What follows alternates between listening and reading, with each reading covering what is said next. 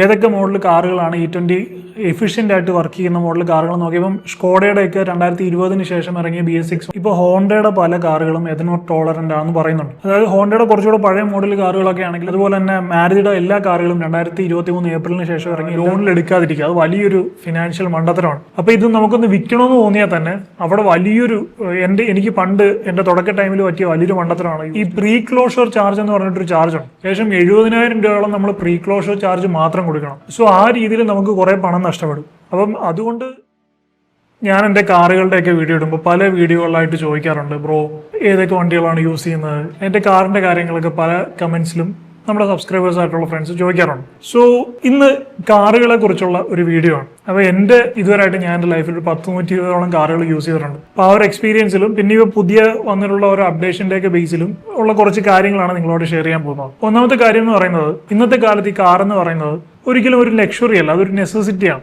ഒരു 4 പേരുള്ള ഫാമിലി ആണെങ്കിൽ 4 പേർക്കും ഒരുമിച്ചൊരു സ്ഥലത്തേക്ക് പോകണമെങ്കിൽ ഒരു കാർ എന്ന് പറയുന്നത് ഒരു ഫാമിലിയുടെ ഒരു വളരെ ആവശ്യമായിട്ടുള്ളൊരു ഘടകമായിട്ട് മാറിയിരിക്കുകയാണ്. സോ അതുകൊണ്ട് തന്നെ പല ആളുകളും ഇന്ന് യൂസ്ഡ് കാറുകൾ വരെ ലോൺ എടുത്തിട്ട് വാങ്ങിക്കുന്നുണ്ട്. അപ്പോൾ ഒരു കാറ് വാങ്ങിക്കുമ്പോൾ എന്തൊക്കെ ചെയ്യാം, എന്തൊക്കെ ചെയ്യാൻ പാടില്ല, എങ്ങനെയാണ് നമുക്ക് ഫിനാൻഷ്യലി ഇന്റലിജന്റ് ആയിട്ട് കാറ് ഓൺ ചെയ്യാൻ പറ്റുന്നത് എന്ന് നമുക്ക് ആദ്യം നോക്കാം. ഇനിയിപ്പോൾ നിങ്ങൾ പുതിയ കാറാണ് വാങ്ങിക്കാൻ ഉദ്ദേശിക്കുന്നതെങ്കിൽ നിങ്ങളുടെ റെഡി ക്യാഷ് ഉണ്ടെങ്കിലും നിങ്ങളത് ലോൺ ഇട്ടെടുക്കുന്നതാണ് ഏറ്റവും ലാഭം എന്ന് പറയുന്നത്. നമുക്ക് ആ പൈസ ലംസമായിട്ട് ഇൻവെസ്റ്റ് ചെയ്ത് കഴിഞ്ഞാൽ അതിനേക്കാളും കൂടുതൽ ഉണ്ടാക്കാം ലോങ്ങർ ടൈം ഹൊറൈസൺ. ഇപ്പോൾ നിങ്ങൾ 5 വർഷത്തേക്ക് ലോൺ ഇട്ടൊരു പുതിയ കാർ എടുക്കുകയാണെങ്കിൽ ഒരു 20 ലക്ഷം രൂപയുടെ കാറാണ് നിങ്ങൾ വാങ്ങിക്കാൻ ഉദ്ദേശിക്കുന്നെങ്കിൽ ഈ 20 ലക്ഷം രൂപ നിങ്ങൾക്ക് എവിടെയെങ്കിലും ഇൻവെസ്റ്റ് ചെയ്യുകയാണെങ്കിലോ അല്ലെങ്കിൽ സ്ഥലം വാങ്ങിച്ചിടുകയാണെങ്കിലോ ഒക്കെ തന്നെ നിങ്ങൾക്ക് അതൊരു അസറ്റ് ആയിട്ട് മാറും. ഓപ്പോസിറ്റ് സൈഡിൽ നിങ്ങൾക്ക് മറ്റെന്തെങ്കിലും ഇൻകം ഉണ്ടെങ്കിൽ നിങ്ങൾക്ക് അത് ലോണായിട്ട് അടച്ച് കാർ വാങ്ങിക്കുകയും ചെയ്യാം. അപ്പോൾ ഒറ്റയടിക്ക് നിങ്ങളിലുള്ള ലംസമായിട്ടുള്ളൊരു എമൗണ്ട് എടുത്തിട്ട് ഡെറ്റ് മണി ആയിട്ട് കൊണ്ടിടുന്നതിനേക്കാളും നല്ലത് കുറച്ചായിട്ടുള്ള എമൗണ്ട് നിങ്ങൾക്ക് അടച്ച് ഒരു കാർ സ്വന്തമാക്കുകയും ചെയ്യാം. നിങ്ങളുടെ ലംസമായിട്ടുള്ള എമൗണ്ട് അതിന്റെ വാല്യൂ നഷ്ടപ്പെടാതെ ഗ്രോ ചെയ്യാൻ ഹെൽപ്പ് ചെയ്യുകയും ചെയ്യും.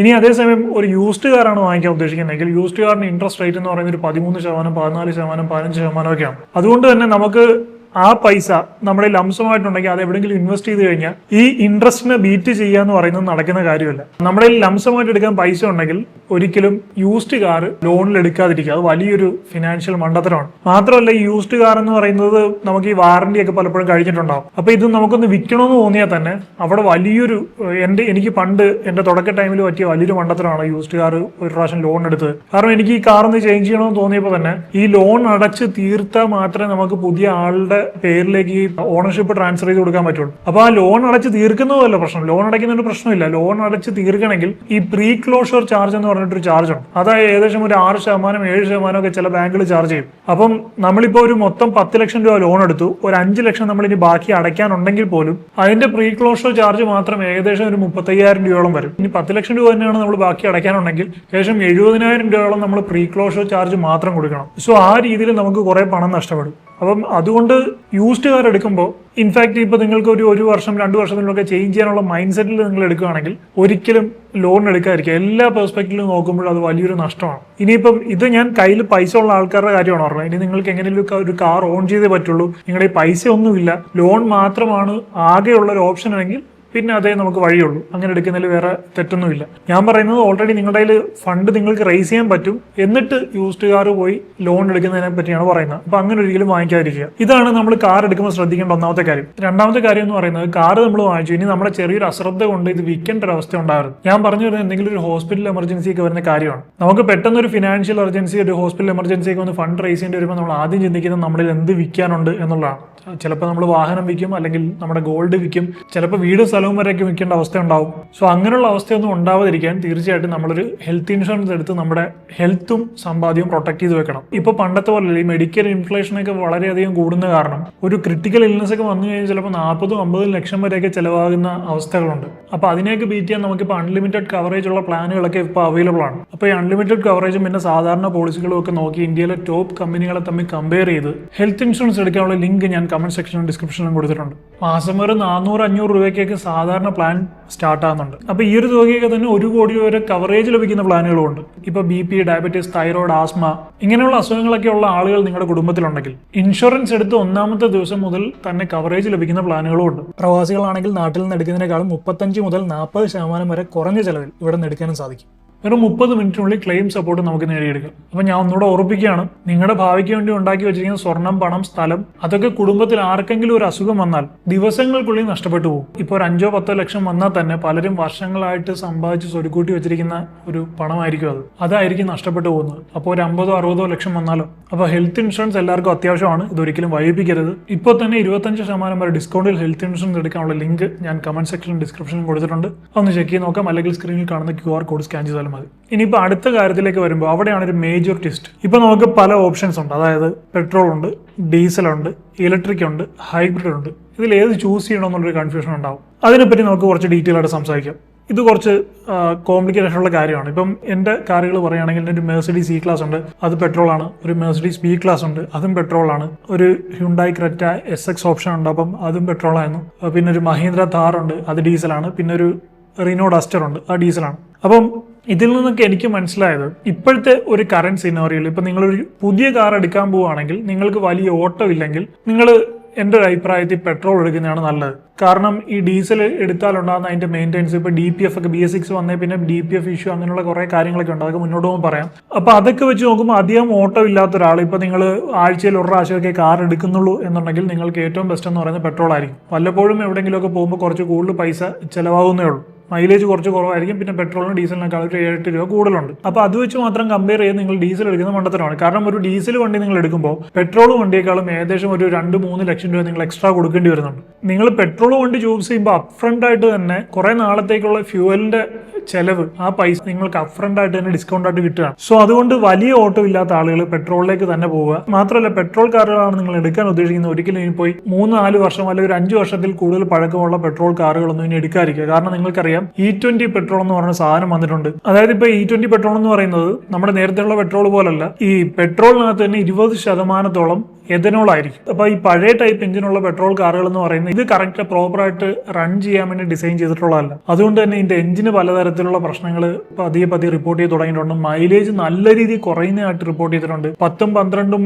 മൈലേജ് കിട്ടിക്കൊണ്ടിരുന്ന പെട്രോൾ കാറുകളൊക്കെ ഇപ്പോൾ 8-ലേക്കും 7-ലേക്കും ഒക്കെ കുറഞ്ഞിട്ടുണ്ട്. അപ്പോൾ ഈ പഴയ പെട്രോൾ കാർ ഓണേഴ്സ് ഒക്കെ ഇത് വിറ്റൊഴിവാക്കിക്കൊണ്ടിരിക്കുകയാണ്, വലിയ പെട്ടെന്ന് വിറ്റൊഴിവാക്കിക്കൊണ്ടിരിക്കുകയാണ്. അപ്പോൾ നിങ്ങൾ നിങ്ങളുടെ കയ്യിലുള്ള പൈസ എല്ലാം എടുത്തിട്ട് ഈ പറയുന്ന പോലെ ഒരു യൂസ്ഡ് പെട്രോൾ കാർ പോയി വാങ്ങിക്കുകയാണെങ്കിൽ അത് ഒരിക്കലും E20 കമ്പാറ്റബിൾ ആയിരിക്കില്ല. നിങ്ങൾക്ക് മൈലേജ് കിട്ടുന്നത് നല്ല രീതിയിൽ കുറവായിരിക്കും. മാത്രമല്ല അതിന് പലതരത്തിലുള്ള അതിന്റെ എഞ്ചിൻ പരമായിട്ടുള്ള കംപ്ലൈൻസും ഒക്കെ ലോങ് റണ്ണിൽ വരാൻ സാധ്യതയുണ്ട്. കാരണം ഇത് പെട്രോൾ ഒഴിച്ച് ഓടാൻ കമ്പാറ്റബിൾ ആയിട്ടുള്ള വണ്ടിക്കകത്ത് എഥനോൾ കൂടെ എക്സ്ട്രാ മിക്സ് ചെയ്യുമ്പോൾ ഉള്ള അവസ്ഥ ഒന്ന് ആലോചിച്ച് നോക്കിയാൽ. അപ്പോൾ ഇനി അങ്ങോട്ട് യൂസ്ഡ് കാർ എടുക്കും E20 എഫിഷ്യന്റ് ആയിട്ട് റൺ ചെയ്യാത്ത പഴയ മോഡൽ പെട്രോൾ കാറിലേക്കൊക്കെ പോകുന്നത് വലിയൊരു മണ്ടത്തരമാണ്. അപ്പോൾ നിങ്ങൾക്ക് പെട്രോൾ കാർ തന്നെ യൂസ്ഡ് എടുക്കണമെന്ന് നിർബന്ധം ഉണ്ടെങ്കിൽ ഈ BS6 phase 2 മുതലുള്ള പെട്രോൾ കാറുകളാണ് സജസ്റ്റ് ചെയ്യുന്നത്. BS6 phase 2 എന്ന് പറയുമ്പോൾ 2023 ഏപ്രിലിന് ശേഷം മാനുഫാക്ചർ ചെയ്ത് ഇറങ്ങുന്ന കാറുകളൊക്കെ E20 പെട്രോൾ അത്യാവശ്യം എഫിഷ്യന്റ് ആയിട്ട് ഓടുമെന്നാണ് പറയപ്പെടുന്നത്. അപ്പം യൂസ്ഡ് കാർ പെട്രോൾ ആണ് നിങ്ങൾ എടുക്കുന്നെങ്കിൽ ഈ ഒരു 2023 ഏപ്രിലിന് ശേഷം മാനുഫാക്ചർ ചെയ്ത് ഇറങ്ങിയിട്ടുള്ള കാറുകൾ നോക്കിയാൽ വലിയ കുഴപ്പമില്ല. സ്റ്റിൽ പെട്രോൾ കാറുകളാണ് എടുക്കാൻ നിങ്ങൾ ഉദ്ദേശിക്കുന്നത്, പുതിയ എടുക്കുന്നതായിരിക്കും ഏറ്റവും നല്ല. അപ്പം ഏറ്റവും കൂടുതൽ അഡ്വാൻസ്ഡ് ആയിട്ടുള്ള കാര്യങ്ങൾ നിങ്ങൾക്ക് കിട്ടും. പക്ഷേ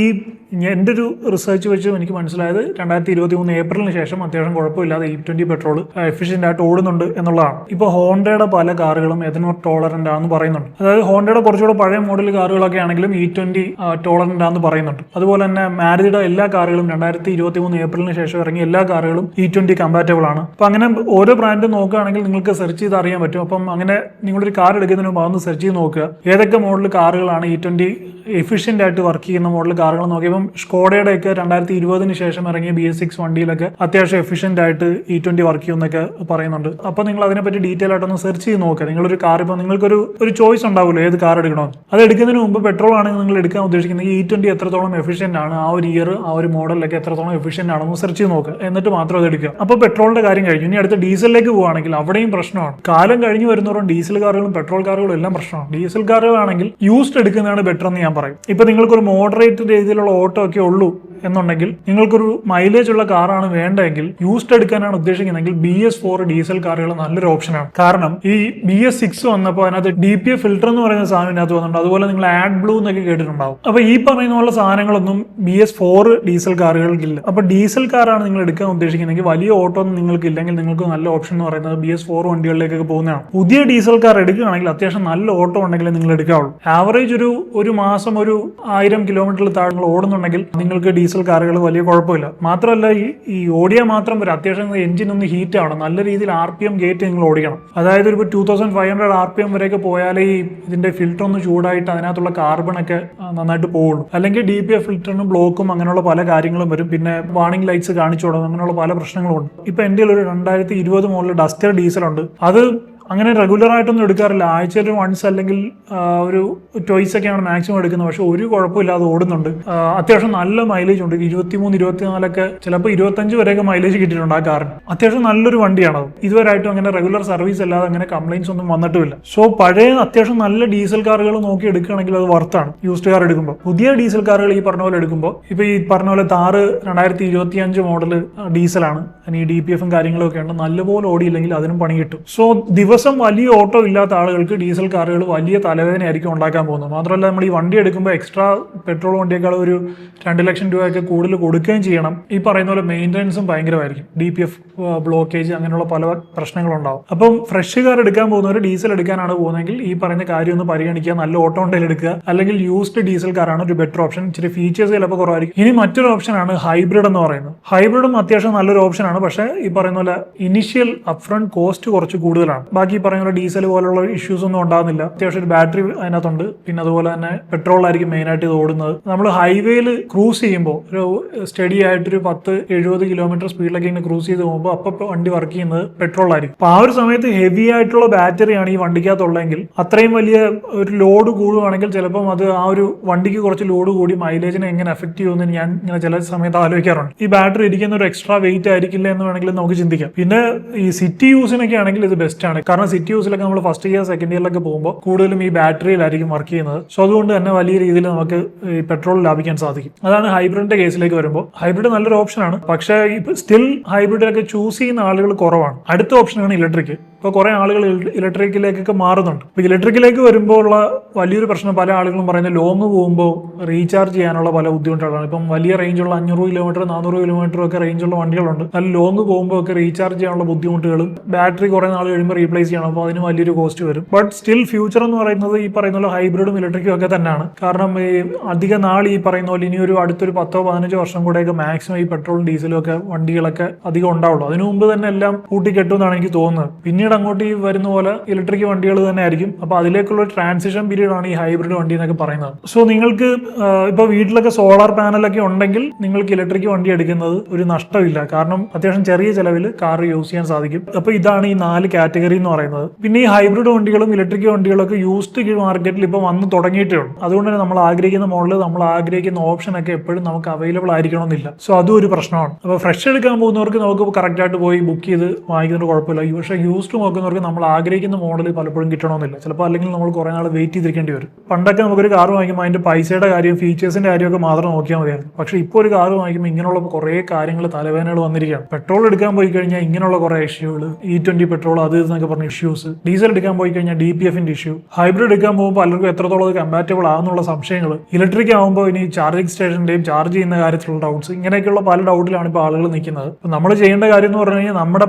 ട്രൂ ആയിട്ടുള്ള പർപ്പസ് എന്താണ് ആദ്യം നോക്കുക. നല്ല രീതിയിൽ ഓട്ടോ ഉള്ള ആണെങ്കിൽ ഒന്നും നോക്കേണ്ട, ഡീസൽ പോയി എടുക്കുക, പുതിയ BS6 ഡീസൽ എടുക്കുക. അപ്പോൾ മാസം ഒരു 1000 കിലോമീറ്ററും അതിന് മുകളിലൊക്കെ നോക്കുന്നതാണ്, ഒന്നും നോക്കണ്ട, കണ്ണും പൂട്ടി പോയി ഡീസൽ എടുക്കുക. ഇനിയിപ്പോൾ അതല്ല തീരെ ഓട്ടം കുറഞ്ഞ ആളാണെങ്കിൽ അയാൾക്ക് ഉള്ള ഏറ്റവും ബെസ്റ്റ് ഓപ്ഷൻ എന്ന് പറയുന്നത് പുതിയ പെട്രോൾ വണ്ടി എടുക്കുക എന്നുള്ളതാണ്. ഇനി അതല്ല ഒരു മോഡറേറ്റ് രീതിയിലുള്ള ഓട്ടം ഉള്ള ആളാണെങ്കിൽ അയാൾക്ക് യൂസ്ഡ് ഡീസൽ വെഹിക്കിൾസ് നോക്കാം, അല്ലെങ്കിൽ ഈ പറഞ്ഞ പോലെ ഹൈബ്രിഡ്സ് നോക്കാം, ഇലക്ട്രിക്കൽ നോക്കാം. അപ്പോൾ ഇതൊക്കെയാണ് കാറിന്റെ ഓരോ വിശേഷങ്ങൾ. അപ്പോൾ എൻ്റെ ഒരു ഇതിൽ ഞാൻ ഇതുവരെ ഉപയോഗിച്ചാൽ എനിക്ക് അത്യാവശ്യം കമ്പാറ്റബിൾ ആയിട്ട് തോന്നിയിട്ടുള്ള പഴയ ഡീസൽ കാറുകൾ, പിന്നെ ഈ പറയുന്ന പുതിയ പെട്രോൾ കാർസ് ഒക്കെ നമുക്ക് വലിയ യൂസ് ഇല്ലെങ്കിൽ പുതിയ പെട്രോൾ കാർസും ഒക്കെ നമുക്ക് അത്യാവശ്യം റിലയബിൾ ആയിട്ട് യൂസ് ചെയ്യാം. അപ്പോൾ ഒരു കാർ എടുക്കാൻ പോകുമ്പോൾ ചാടിക്കര് വാങ്ങിക്കാതെ നിങ്ങളുടെ ട്രൂ ആയിട്ടുള്ള പർപ്പസ് നോക്കി ഈ കാര്യങ്ങളൊക്കെ ഒന്ന് മനസ്സിൽ വെച്ചിട്ട് നല്ലൊരെണ്ണം സെലക്ട് ചെയ്യുക. എടുത്തു കഴിഞ്ഞിട്ട് പിന്നെ അതൊരു പ്രശ്നമായി നിങ്ങൾക്ക് അതൊരു ബുദ്ധിമുട്ടായിട്ട് മാറരുത്. അതുപോലെ ഞാൻ വീഡിയോയുടെ തുടക്കത്തിൽ പറഞ്ഞ ഹെൽത്ത് ഇൻഷുറൻസിന്റെ കാര്യം ഒരിക്കൽ കൂടി ഓർമ്മിക്കുകയാണ്. വലിയൊരു ഹോസ്പിറ്റൽ ബില്ല് വന്നു കഴിഞ്ഞാൽ ഈ പറയുന്ന പോലെ കാറും വീടും സ്ഥലവും ഒക്കെ ചിലപ്പോൾ വിൽക്കേണ്ടി വരും. അപ്പോൾ നിങ്ങൾ ഈ കാറൊക്കെ വാങ്ങിക്കുന്നതിനെ പറ്റി ചിന്തിക്കുന്നതിന് മുമ്പ് ഈ കാര്യം ഒന്ന് സെക്യൂർ ആക്കി വെക്കുക. നല്ലൊരു കമ്പനിയുടെ ഹെൽത്ത് ഇൻഷുറൻസ് എടുക്കുന്നതിനെ പറ്റി എല്ലാവരും തീർച്ചയായിട്ടും ചിന്തിക്കണം. 25% വരെ ഡിസ്കൗണ്ടോടുകൂടി ഹെൽത്ത് ഇൻഷുറൻസ് എടുക്കാനുള്ള ലിങ്ക് ഞാൻ കമന്റ് സെക്ഷനിലും ഡിസ്ക്രിപ്ഷനിലും കൊടുത്തിട്ടുണ്ട്. അല്ലെങ്കിൽ സ്ക്രീനിൽ കാണുന്ന QR കോഡ് സ്കാൻ ചെയ്താലും മതി. സോ നിങ്ങൾക്ക് എന്തായാലും ഈ ഒരു വീഡിയോ ഹെൽപ്ഫുൾ ആയി കാണുമെന്ന് ഞാൻ പ്രതീക്ഷിക്കുന്നു. I hope you find this video helpful. If you like this video, please like, share and subscribe, and please don't forget to enable the bell button. I'll see you in my next video. I am Adil Hussain, signing off.